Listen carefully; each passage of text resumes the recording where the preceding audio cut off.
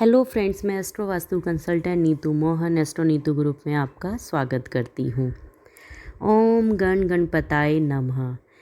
एक दंत दयावंत चार भुजाधारी, मस्तक पर सिंदूर सोहे मुँह से की सवारी। जी हाँ, हम गणपति जी के बारे में ही बात कर रहे हैं क्योंकि हम सभी जानते हैं अब गणपति उत्सव आने वाला है। आइए हम कुछ और बातें गणपति जी के बारे में जानते हैं। जैसे हम सभी जानते हैं गणपति जी के पिताजी शिव जी हैं, माता जी पार्वती जी हैं। उनके बड़े भाई कार्तिकेय जी के अलावा 4 और भाई हैं जिनके नाम हैं सुकेश जी, जलंधर जी, अयप्पा जी, भूमा जी। और गणपति जी के 3 बहनें भी हैं जिनमें से सबसे बड़ी हैं अशोका सुंदरी, ज्योतिका जो माँ ज्वाला जी के नाम से जानी जाती हैं, वासुकी या जिनको हम मनसा देवी भी बोल देते हैं। गणपति जी के 2 पत्नियों को तो हम सभी जानते हैं, रिद्धि माता और सिद्धि माता, लेकिन उनकी 3 और पत्नियां हैं जिनके नाम हैं तुष्टि, पुष्टि और श्री। गणपति जी के 2 पुत्र भी हैं जिनको हम शुभ और लाभ के नाम से जानते हैं। पोते 2 हैं, अमोद, प्रमोद। गणपति जी को लाल फूल बहुत पसंद है। उनका दिन बुधवार है और नॉर्थ डायरेक्शन को वो डिनोट करते हैं। येलो कलर के कपड़े उनको बहुत पसंद हैं। पूजा में जो हम स्वास्तिक बनाते हैं, उस स्वास्तिक का मतलब है कि गणेश जी अपने पूरे परिवार के साथ विराजमान हैं। गणपति जी को दुर्वाग्रास, शमी पात्र, बेल पात्र और केले का पत्ता केला प्रिय है।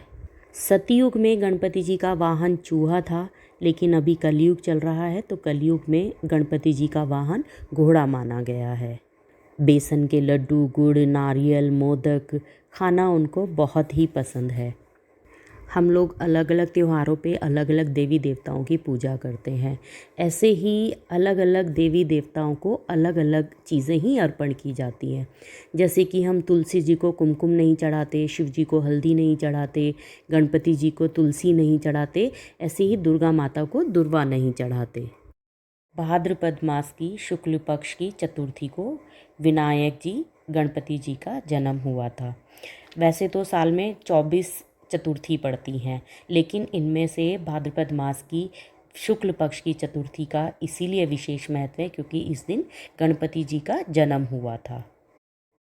इस बार गणेश चतुर्थी 10 सितंबर को स्टार्ट हो रही है। 12:18 दोपहर से फ्राइडे का दिन है और ये रात के 10 बजे तक ही रहेगी। इस गणेश चतुर्थी पर एक विशेष योग बन रहा है जिसको हम अल्फा योग कहते हैं।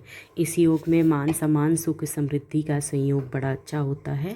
गणेश चतुर्थी से लेके और चतुर्दशी तक 10 दिन के लिए ये उत्सव मनाया जाता है। अगर आप अपने घर में गणपति जी की स्थापना कर रहे हैं तो आप 3 दिन, 5 दिन, 7 दिन, 9 दिन, 11 दिन के लिए गणपति जी की स्थापना कर सकते हैं। जब आप गणपति जी को अपने घर लेकर आएँ तो उनके मुख पर हरे रंग का कपड़ा या हैंकी से ढक कर लेकर आएँ और उनकी सूंड बाईं ओर मुड़ी हुई होनी चाहिए, जो सुख समृद्धि का प्रतीक होती है। जब आप अपने घर में गणपति जी की स्थापना करें, एक चौकी लें, चौकी के ऊपर लाल रोली से स्वास्तिक बनाएं, उसके ऊपर लाल रंग का कपड़ा लगा दें और उस कपड़े के ऊपर आप अक्षत रख दें। अक्षत यानी कि कोई भी चावल टूटा हुआ नहीं हो। उनके ऊपर आप गणपति जी को बिठाएं। गणपति जी के सीधे हाथ की तरफ आप एक कलश की स्थापना करें। कलश चाहे स्टील का हो, पीतल का हो या फिर मिट्टी का भी हो। कलश के अंदर पानी डाल दें, पानी के अंदर एक सिक्का डाल दें, 2 लौंग डाल दें, एक इलायची डाल दें, थोड़ी सी चीनी के दाने डाल दें। अब उस कलश के ऊपर आप या तो आम के पत्ते लगा दें या फिर पान के पत्ते लगा दें। उनके ऊपर एक नारियल रखें। नारियल के चारों तरफ या तो चुनरी लाल रंग की लिपटी हुई हो या फिर लाल कलावे से वो बंधा हुआ हो और कलश के ऊपर भी एक लाल रोली से स्वास्तिक बना दें। गणपति जी की स्थापना के बाद गणपति जी को आप पंच स्नान ज़रूर कराएं। गणपति जी को अक्षत, फूल, मोदक, 5 मेवा, 5 हरी इलायची, 5 गट्टे कमल के और 5 दुर्वा घास ज़रूर अर्पित करें और उनके सामने एक घी का दिया जला दें।